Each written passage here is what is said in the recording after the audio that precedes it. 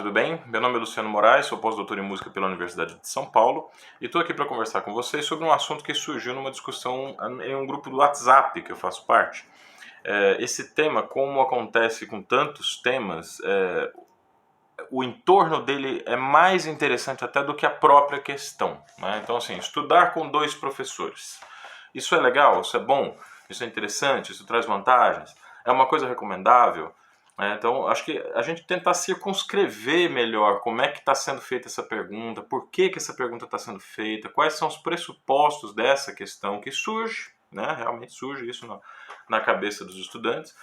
Eu acho que a gente entender o contexto dessa pergunta eu acho muito mais importante do que responder simplesmente a essa pergunta. Porque, assim, a gente pode dizer sim ou não, dependendo do que a gente acredita, né? Mas isso é muito pouco para a gente extrair da questão tudo que ela pode nos dar em termos de conhecimento, em termos de aprofundamento sobre o tema violão. Então cola com a gente aqui que a gente vai discutir nesses próximos minutos algumas coisas, algumas ideias que eu preparei para vocês a respeito desse assunto. Muito bem, o pessoal que me segue aqui no canal já deve ter uma ideia sobre a minha opinião a respeito desse tema, né? Então eu vou começar esse vídeo aqui dizendo uma coisa extremamente importante que eu quero que vocês mantenham na cabeça durante todo o processo que vocês vão, né, durante todo o período que esse vídeo durar, mantenham isso na cabeça. Atenção, nada do que eu disser aqui vai se sobrepor à ideia de que nós temos liberdade para assumir a nossa responsabilidade sobre o nosso processo de educação, tá? Nada que eu disser aqui. Se eu disser assim que aula com 2 ou 3 professores ou 4 professores é uma coisa de satanás que vai acabar com a carreira de vocês, se eu conseguir convencer vocês disso, ou se eu disser que passar a vida inteira tendo aula com um professor só é uma coisa que vai empobrecer a vida de vocês, vai tornar vocês pessoas limitadas, com conhecimento restrito, se eu disser isso, se vocês se convencerem disso, tá? Nada do que eu disser aqui vai valer acima da responsabilidade que vocês têm, tá? Do compromisso que vocês têm com a própria formação e, eventualmente, com as pessoas que vocês optaram por compartilhar essa responsabilidade. Então, eu acho que um aluno ele opta por permitir que um professor, que um mestre, que um mentor, que um colega mais velho, que uma pessoa mais experiente compartilhe a responsabilidade, ele permite esse compartilhamento de responsabilidades. Então a responsabilidade pela educação da pessoa, mesmo em processos que não são muito, vamos dizer assim, muito autônomos, né, é sempre de responsabilidade da pessoa que está se propondo a passar por aquele processo educativo, tá bem? Então nada que seja dito nesse vídeo vai suplantar essa máxima, tá? Nós somos livres para optar pelo processo educacional que a gente acha mais interessante, tá bem? Bom, dito isto, então, a gente pode começar a partir para os aprofundamentos, certo? Antes de mais nada, é possível estudar com 2 professores porque é possível estudar com 2 professores, quer dizer, estuda com 2 ou 3 professores, quem pode, né? Ou porque tem grana para pagar esses professores, as aulas particulares, ou porque existem instituições musicais baratas ou gratuitas nas cidades em que as pessoas se encontram, e elas podem, por exemplo, ingressar em um conservatório público e continuar estudando com um professor que cuidou da sua orientação até chegar nesse conservatório, né? Então, antes de mais nada, existe uma possibilidade latente de que nós tenhamos assim, essa possibilidade de que a gente visite processos educacionais, entre parênteses, professores, tá? Um professor é um processo educacional. E esse processo educacional, ele pode nos ajudar em algumas coisas e nos atrapalhar em outras, e a percepção de que essa relação entre professor e aluno tem vantagens e desvantagens é o que leva as pessoas a aproveitarem essas oportunidades de complementar a sua formação com outras pessoas, tá? Então, antes de mais nada, porque é possível. Uma outra razão pela qual as pessoas frequentemente buscam a orientação de outros professores, né, é o fato de que a formação dos professores também é um work in progress, quer dizer, um mestre, né, um doutor em música, um grande concertista, um grande professor, um grande formador de alunos, ele também está em processo de aprendizado, ele também está em processo de construção, né? Essa é uma perspectiva que eu gosto muito, assim, de tratar quando o assunto é educação musical, né, quando o assunto é ensino de violão, ensino de música, porque o professor ele não pode ter uma arrogância em relação aos estudantes, né? Ele tem um percurso que o coloca acima, vamos dizer assim, dos estudantes, mas esse percurso foi construído, né? E esse percurso nunca está concluído. A gente está sempre revendo conceitos, a gente está sempre ampliando proposições, a gente está sempre descobrindo coisas novas, a gente está sempre reciclando conhecimentos, se atualizando em relação a novidades, né? Então, de fato, os estudantes eles têm uma certa razão em manifestar alguma desconfiança em relação às possibilidades do professor prover todos os aspectos necessários à sua educação musical, tá certo? Então essa é uma outra questão, né? Essa ligeira desconfiança assim, de que meu professor de violão não sabe tudo, né? E por isso eu posso aprender o que meu professor não sabe ensinar através do contato com outro professor que aparentemente sabe coisas que o meu atual professor não sabe. Tá? Essa é uma relação também que frequentemente leva os estudantes a procurar uma complementação simultânea, tá? Quer dizer, ter aulas com dois professores ao mesmo tempo, 2 ou 3 ou 4, o que for, tá? Bom, não consigo imaginar muitos motivos. Sim, tem mais um. O violão é um instrumento que está muito compartilhado, vamos dizer assim. Ele é um instrumento que, vamos dizer, ele atende muito bem aos critérios do que a gente chama de música erudita, mas ele atende também aos critérios daquilo que a gente chama de música popular.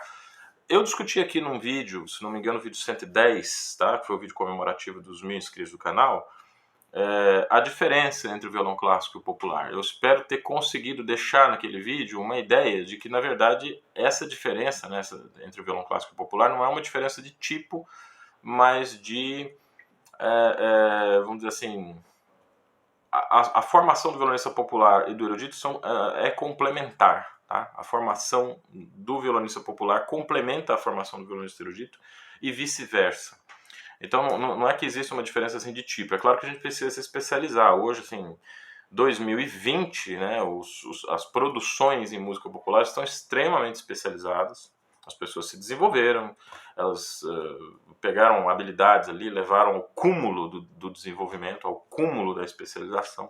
E isso para a música erudita também é verdade. Né? Nós temos um processo de ensino na música erudita que faz as pessoas... Você pega a Orquestra Jovem da Venezuela, você vê crianças de 15 anos de idade assim, tocando a primeira sinfonia de Mahler bem, né? Bem. Então é interessante que a gente observe isso, né? Tanto o terreno da música erudita quanto da música popular estão em um processo bastante desenvolvido de especialização. Mas os músicos que realmente conseguem se destacar tanto em uma área quanto a outra, eles têm, pelo menos em estado de latência, habilidades das duas. Tá? Então eu tentei demonstrar isso de maneira que, provavelmente, se nós temos um bom professor de violão, não vai ser necessário, um bom professor de violão erudito, não vai ser tão necessário assim buscar uma formação complementar com um professor de música popular. Um bom professor, tanto de violão popular quanto de violão erudito, teria, em tese, em teoria, tá, que abrir uma janela na formação do aluno em direção ao outro lado do território. Né? O que separa o violão clássico do violão popular não é exatamente um muro, mas é mais uma vidraça. E um bom professor, tanto de uma área quanto da outra, ele ensina os alunos a olharem para essa vidraça e a compreender o que eles estão vendo do outro lado dessa vidraça. Mesmo que o aluno nunca cruze, né, ele nunca cruze o limite territorial que está estabelecido por aquela vidraça. Eu não sou contra a especialização, mas eu estou sempre tentando chamar a atenção para o fato de que as formações do violonista popular e clássico são complementares. Tá? Bom, vamos tentar discutir um pouco essa ideia do senso comum, que nós podemos então buscar em outro professor, né, em um professor que tem uma formação diferente do nosso, alguma coisa que realmente nos complemente. Eu acredito, e eu tenho, na minha experiência, bastante situações em que isso foi comprovado, que essa confusão entre a possibilidade de estudar com dois professores, se isso é bom ou se é ruim, essa dúvida, né, ela está enraizada em uma diferença ontológica, que eu acho que poucas vezes a gente se preocupa em raciocinar profundamente sobre ela, que é a diferença entre ter e ser. Nós dissemos assim, eu tenho 30 pares de sapatos, eu tenho 5 violões, eu tenho uma casa na praia, eu tenho um carro de último tipo. Eu tenho uma esposa, eu tenho um marido, eu tenho 2 filhos. A gente se refere indistintamente a objetos de possessão, né, que são incompatíveis. Ninguém tem uma esposa, né? Vamos combinar aqui. Se você, entre aspas, tem uma esposa, é porque aquela mulher quer estar com você. O dia que ela não quiser estar com você, você não vai ter nada, não tem nada que você possa fazer a respeito disso. Embora os homens, em alguns casos, os homens não se conformam muito assim com as decisões, com as escolhas, né, das mulheres com as quais eles estão, quando essa escolha inclui chutar a bunda deles, né? Mas enfim, isso leva a gente para uma dimensão diferente. Isso leva a gente para uma dimensão de possessão que pertence ao território mais do ser do que do ter. Eu sou um marido de alguém. Ou eu estou o marido de alguém. Eu sou um músico, eu sou uma pessoa brasileira, nascida em tal época, com uma determinada formação, eu sei determinadas habilidades que me qualificam a dizer que eu sou um músico. Não que eu tenho música comigo. Porque veja, aquilo que você tem pode ser retirado de você em qualquer momento. As pessoas podem roubar seus violões, podem roubar o carro que você tem, roubar a casa que você tem, assaltar a sua casa, roubar os seus bens. Mas aquilo que você é, as habilidades que você tem, o conhecimento que você adquiriu, aquilo que você sabe fazer, isso pertence ao domínio do ser. Tá? Essa relação é muito importante, eu acho, na sociedade de hoje, porque a gente confunde o ter com o ser, a ponto de sobrevalorizar a posse de bens materiais, né? Então aquilo que a gente tem passa a compor a nossa construção identitária, né? A gente passa a se definir pelo que a gente tem, né? E a gente desvaloriza o aspecto do ser, a gente desvaloriza o aspecto da formação da cultura. Tá? Eu sei que alguns de vocês já devem estar imaginando assim, mas eu posso ser, então, nesse sentido, né, eu posso ser aluno de 2 ou mais professores. Pode, claro que pode, eu falei no começo do vídeo. A liberdade é total, até porque eu não tenho, num vídeo na internet, é impossível prever todas as situações particulares onde essa relação vai ser possível e vai ser produtiva, né? Mas como eu disse também no começo do vídeo, estou aqui para pensar o contexto que nos leva a fazer essa pergunta. Tá? Então, assim, a gente precisa tomar cuidado se de repente não existe um certo orgulho assim, em você ser aceito por 2 professores, em você ter livre trânsito na sala de aula de 2 professores, em você ter 2 professores, né? Ou seja, você ter mais do que outra pessoa, que às vezes opta ou por uma razão de possibilidade ou de escolha, ela opta por permanecer num processo de ensino constante até, né, sei lá, pelo menos durante um tempo, né, e cuidar de separar as relações entre professores em momentos diferentes. Vamos se lembrar aqui que o tema desse vídeo é em relação a ter 2 professores ou a ser aluno de 2 professores simultaneamente, tá? Eu acho que o oposto disso é você ter um professor de cada vez. Nada impede que você eventualmente troque de professor quando passou por um ciclo completo, ou passou pelo que você acredita que tenha sido um período, né, com começo, meio e fim, que encerre então a relação com aquele professor e depois disso vá buscar outro para uma complementação de formação. Tá certo? As vantagens são evidentes em relação a ter 2 professores. Você está conversando com mais de uma pessoa, você tem uma segunda opinião, né?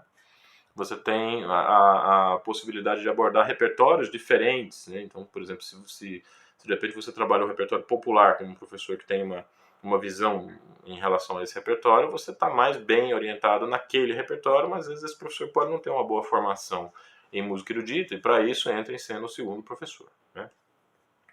Qual que é a desvantagem evidente desse processo? É a mistura de conteúdo poético. Vocês já pararam para pensar que os artistas divergem muito em relação a temas muito básicos da produção artística? Então, por exemplo, o que é uma sonoridade boa? Todo artista ensina, né, todo professor de violão, todo violonista ensina os seus alunos a ter uma sonoridade boa. Mas o que é essa sonoridade boa? Qual é o processo através do qual essa boa sonoridade é construída? Quais são as etapas que você percorre para que você atinja aquela sonoridade? Quais são os exercícios que você faz? Como é que você pensa o movimento da mão? Como é que você pensa a postura da mão direita para produzir aquela sonoridade considerada boa para aquele contexto específico, né? A gente tem que entender que o conhecimento ele não é um produto, ele é um processo. E daí fica bastante claro como que alguns processos podem atrapalhar outros, certo? Se dois professores divergem em relação à postura, em relação ao tipo de movimento, em relação ao tipo de sonoridade a ser buscada, me parece evidente que o contato com dois professores simultaneamente vai impedir o aluno de absorver e de incorporar, atenção, muita atenção a essa palavra, incorporar. Esse contato com dois professores simultaneamente vai impedir o aluno de incorporar a maneira como um professor pensa. E ele, por não incorporar nenhuma das duas possibilidades, ele vai ficar perdido em uma terceira noção que vai ficar fatalmente superficial, que vai ficar rudimentar, e eu considero isso um atraso na formação. Ao passo que, se eu percorro o percurso, né, a gente fala de método, né, seguir um método de um determinado professor, a palavra método vem de caminho, né, trilhar um caminho é exatamente a mesma coisa que seguir um método. Se eu percorro um percurso, se eu sigo um método de trabalho, de ensino até um determinado estágio avançado, eu estou numa situação de poder julgar, avaliar e observar outros métodos e outros resultados a partir de um ponto de vista seguro. Vocês imaginem, por exemplo, o estudante de violão como se ele fosse uma pessoa que está construindo um farol na beira da praia. Qual que é a utilidade do farol? Iluminar o caminho a partir de um ponto. Porque o farol tem que servir como referência, né? Não adianta uma pessoa que está perdida num barco, por exemplo, no meio do oceano, ela se orienta pelos faróis que estão posicionados na costa, né? nas praias.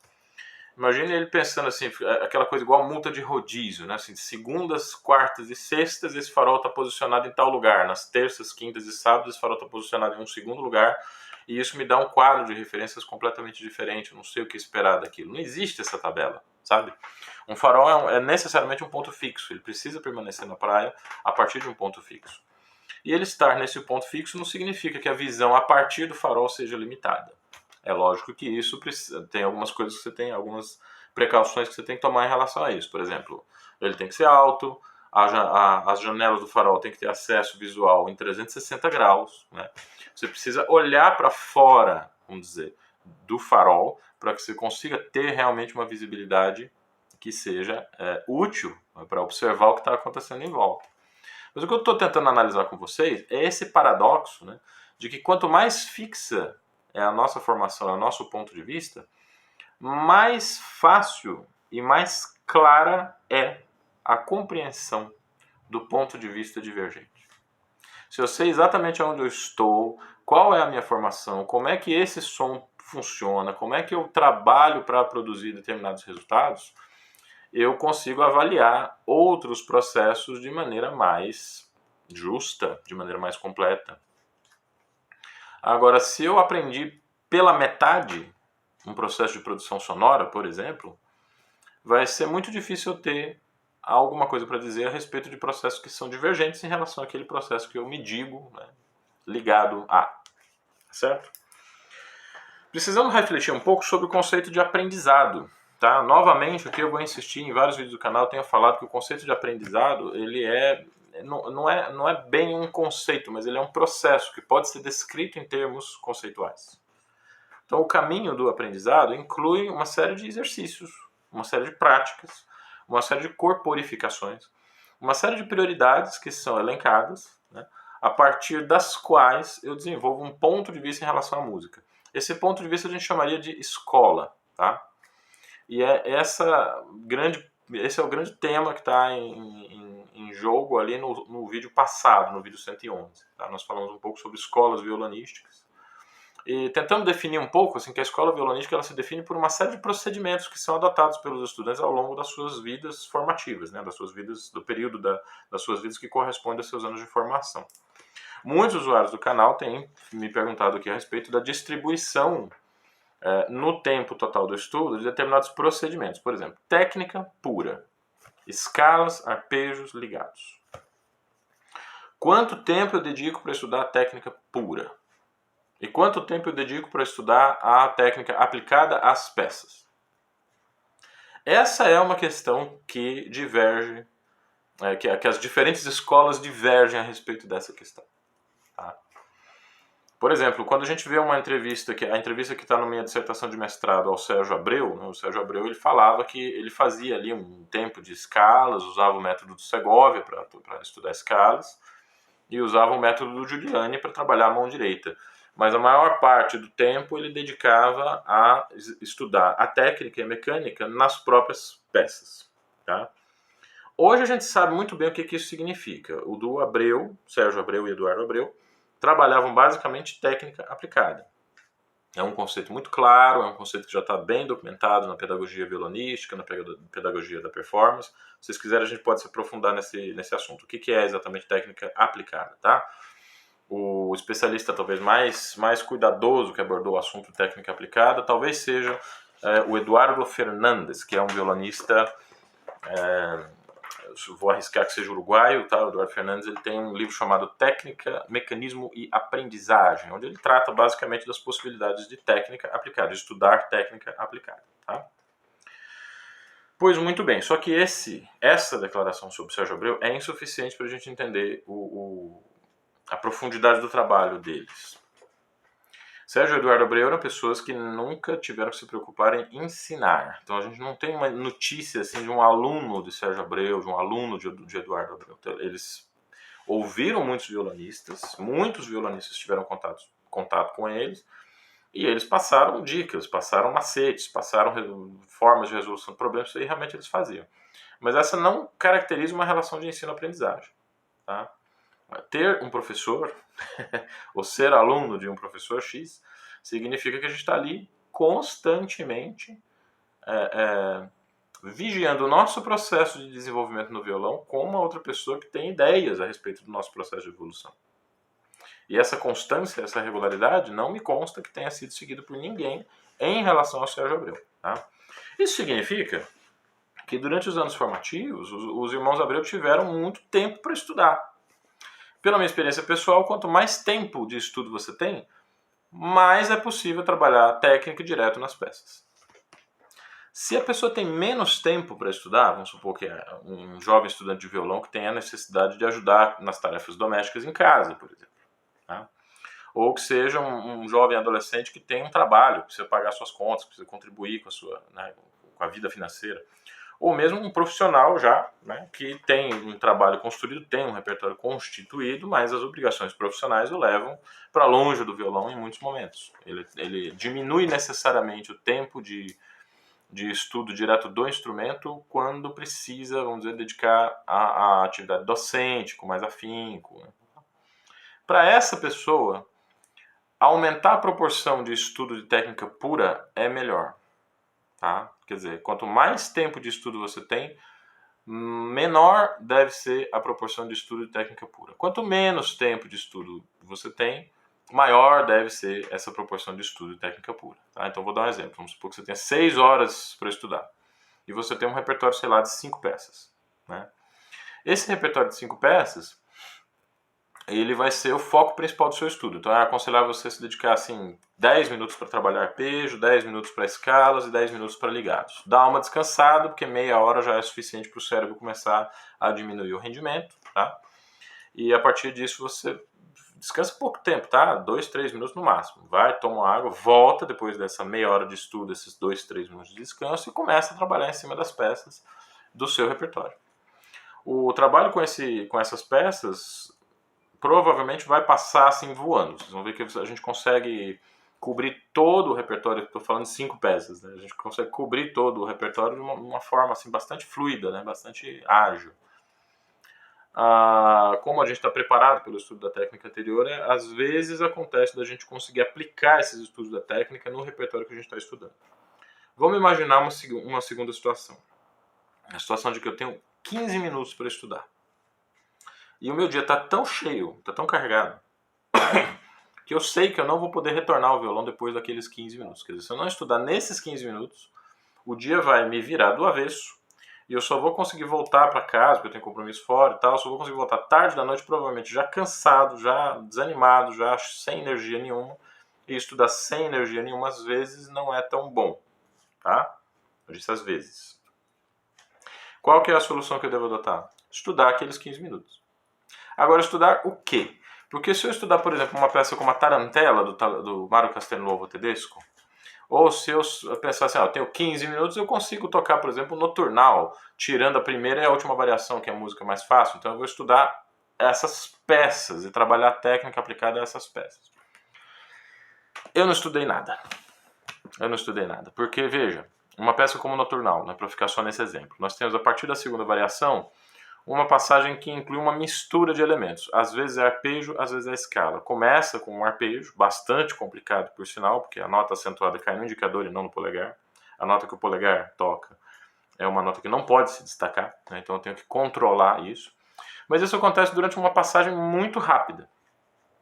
Depois aparece uma escala em notas graves que trabalha com cordas soltas, tem saltos de posição incluídos no meio. Algumas dessas notas da escala são ligadas, né? O pessoal que tem a partitura noturnal aí, que conhece a música, conhece a obra, dá uma olhada na segunda variação. Né? Quer dizer, seria o segundo movimento, né? Não é uma peça dividida em movimentos, mas em sessões. Na segunda sessão do noturnal, aquela rapidíssima. Vocês estão entendendo que os procedimentos técnicos não se fixam na minha mão. Porque se eu tenho uma peça muito extensa para passar, ou mesmo uma peça muito curta, a peça normalmente exige um procedimento técnico em um ponto muito específico, em um compasso, 2 compassos. Depois o procedimento técnico é outro. Isso significa que eu não estou fixando nenhum conteúdo técnico específico. Eu estou pulando de um conteúdo técnico para outro. Em 15 minutos, se eu tocar uma peça de 15 minutos, provavelmente eu vou ter que lançar a mão de todo tipo de recurso técnico possível de se obter no violão. E isso significa que eu não estou estudando particularmente nenhum deles. Qual que é a proposta que eu tenho? Se você tem 15 minutos para estudar, você escolha um ou dois elementos técnicos. Você faça arpejo e faça salto de posição. Por exemplo, tá? O salto de posição, a gente poderia discutir como é que se estuda salto de posição, mas tem a ver muito com o deslocamento da relação entre o antebraço, braço e cotovelo e o afrouxamento do polegar. Tá? O polegar sempre tem que abrir um pouquinho quando a gente faz salto de posição. É mais interessante a gente fazer arpejos e pincelar nas peças que eu toco trechos em que acontecem esses arpejos. O salto de posição, mesma coisa. Pega uma passagem que acontece um salto de posição e cria exercícios localizados, derivados daquele trechinho específico, daquele compasso específico. Tá? Esse é um procedimento que demora um pouco para a gente se acostumar a fazer, mas é muito mais útil, é muito mais interessante, é muito mais efetivo do que passar os 15 minutos desesperado, aí se toca a peça até o fim, se faz o ritornelo, se não faz o ritornelo, entende? Então assim, quanto menos tempo a gente tem para estudar, mais a proporção entre técnica e técnica pura e estudo de técnica aplicada precisa ser aumentada do lado do estudo da técnica pura. O professor Mark Del Priora, que é professor da Universidade de Manhattan, nos Estados Unidos, questionado sobre exatamente essa pergunta. Né? Professor, se eu tenho pouco tempo para estudar, eu estudo mais técnica ou mais música? Ele respondeu na lata, técnica. Se tem pouco tempo para estudar, escolha um elemento técnico específico e trabalhe esse pouco tempo aquele elemento. Tá? Bom, essa é uma visão, vamos dizer, que constrói uma determinada postura em relação ao repertório. Eu não estou aqui para postular verdades. Existem outros métodos de trabalho, existem outros métodos de ensino que têm proposições diferentes. Agora eu pergunto para vocês, o que será da cabeça de um jovem estudante, vamos dizer um violonista de seus 15 anos de idade, se ele visita 2 professores por semana e nessa semana cada um desses professores fala uma coisa diferente a respeito do equilíbrio entre técnica pura, né, o estudo de técnica pura, e o estudo de técnica aplicada. Como disse Graciliano Ramos, né, no livro São Bernardo, né? Calculem. Tentem imaginar essa situação, em que a pessoa não consegue absorver as vantagens e desvantagens de uma vivência musical específica. Tá? Para finalizar, eu queria dizer para vocês o seguinte, eu sou eu sempre fui, né, um aluno, vamos dizer assim, na minha vida de estudante, eu sempre fui um estudante muito monogâmico. Tá? Eu estudei durante 5 anos com a mesma professora de violão em Goiânia, que foi a cidade que eu fui criado, e eu deixei de estudar com essa professora quando eu entrei na Universidade de São Paulo. Eu me tornei um aluno do professor Edelton Glueden. houve uma oportunidade que foi concedida de maneira muito generosa pelo mestre Fábio Zanon, né, de estudar com ele durante 1 ano, mas aí como eu já era formado, vamos dizer assim, eu estava numa situação um pouco mais aberta de aulas com ele. Eu trabalhei com ele aproximadamente 1 ano em aulas um pouco mais esporádicas, não era aulas toda semana, eu tinha aulas mensais, ou às vezes de 15 em 15 dias. Foram aulas muito importantes que me ajudaram a formar o pensamento musical que eu tenho hoje. Né? Mas nesse ano eu não encontrava com o Edelton. Eu só encontrava com o Edelton para falar besteira, para conversar sobre futebol, para falar de coisas da vida. Eu não tinha um contato de relação mestre-aluno com o professor Edelton nesse ano em que eu estava estudando com o professor Zanon, né? Não sei se eu posso me referir a ele assim, ele é um grande concertista, mas também é um professor de muitas qualidades. Né? E esse período de separar as influências foi muito importante para mim, porque eu consegui observar aspectos da minha formação sob a luz de outro processo, com a consciência de que eu tinha realmente dominado um determinado conteúdo, sabe? Eu tenho um aluno de que eu me orgulho muito, que é o Paulo Oliveira. Ele está estudando na universidade, que está fazendo seu doutorado, ou concluiu seu doutorado, não sei, nos Estados Unidos. E uma vez ele me disse que uma das coisas mais legais que aconteceram com ele foi justamente ele separar a influência dos vários professores. Ele fez graduação comigo na Universidade Cruzeiro do Sul, no começo do século XXI, né? E ele tinha vindo de um processo pedagógico com um grande músico, grande professor, Paulo Porto Alegre. E foi o próprio Paulo Porto Alegre que recomendou a ele, falar, se fixe agora na universidade. Você está na universidade, você estuda na universidade, você se dedica ao que o Luciano tem a dizer para você ter uma formação sólida naquilo que ele pode te ensinar. E o Paulo fez isso. Durante um breve período de tempo, ele ainda cruzou um pouco as informações, mas a maior parte da graduação dele foi um processo, um relacionamento exclusivo comigo. Depois que ele se formou, ele foi ter aulas com o professor Henrique Pinto, né, que era vivo nessa época, se não me engano, isso aí foi período aí 2007, 2008, não me lembro bem. Mas veja, ele teve contato com 3 professores muito diferentes, né, inclusive de gerações muito diferentes, que puderam construir a técnica e a compreensão musical dele com tranquilidade, com calma, com vagar e com foco, meu Deus. Lembre-se dessa palavra, foco é extremamente importante para você aprender qualquer coisa que seja. Tá? Então, assim, o meu recado é esse. Se eu for tirar de base o que o Paulo me falou, né, eu realmente defenderia essa paciência, essa calma e essa confiança de que vocês não vão estar perdendo nada do mundo se dedicarem com exclusividade a um professor só. Tá? Se vocês forem olhar no meu currículo, eu fiz masterclass com absolutamente todo mundo. Todos os professores assim, de violão brasileiros, a maioria deles pelo menos, eu fiz masterclass. Ou seja, o fato de você estar a partir de um ponto fixo, de uma escola, com um professor trabalhando, né, facilita o contato que você tem com outros mestres. Porque você pode discutir com ele, a partir de um processo específico que você está desenvolvendo, ideias divergentes. Um professor tem que ser muito ruim assim, para não aceitar, não tolerar ideias divergentes. É claro que ele precisa se fixar naquilo que ele tem a ensinar. Né? Nenhum professor gosta de ter um aluno que não corresponda ao que ele acredita como que é ser violonista. Né? Mas eu acho que os bons professores não têm medo de discutir ideias divergentes. Não tem medo. Tá? Eles podem discutir ideias divergentes com tranquilidade e eles vão saber discutir isso dentro do contexto formativo daquele aluno específico. Tá?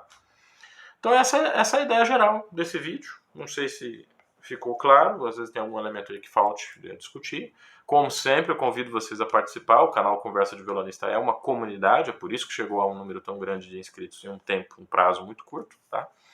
E participem aí, digam o que vocês acham, relatem suas experiências. Tá? Muito obrigado pela presença de vocês até aqui e até o próximo Conversa de Violonista.